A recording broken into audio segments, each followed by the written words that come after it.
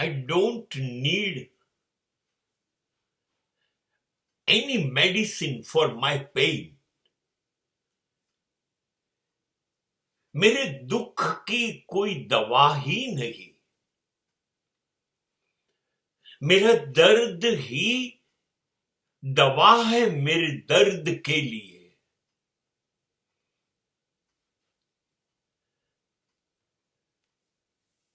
મારા દુઃખની કોઈ દવા નથી, ઉપાય નથી, ઇલાજ નથી. મારું દુઃખ એ જ મારા દુઃખનો ઇલાજ છે.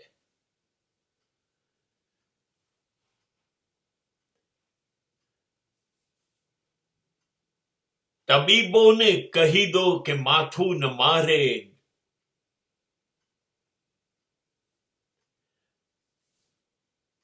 જૂનો સંબંધ છે મારે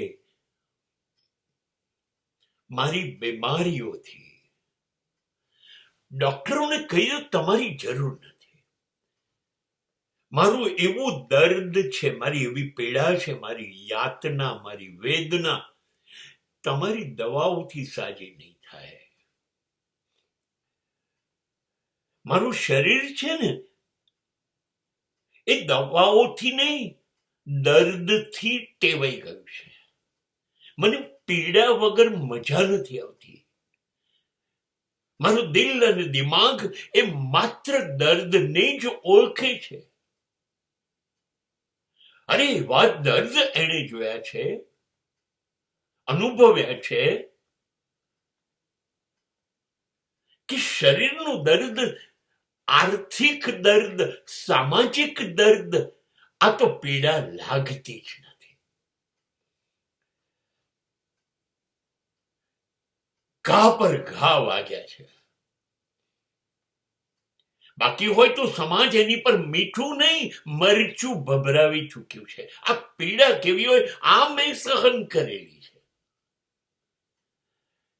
હવે આની પર કઈ દવા લાગશે? એટલે મને તો એવું લાગે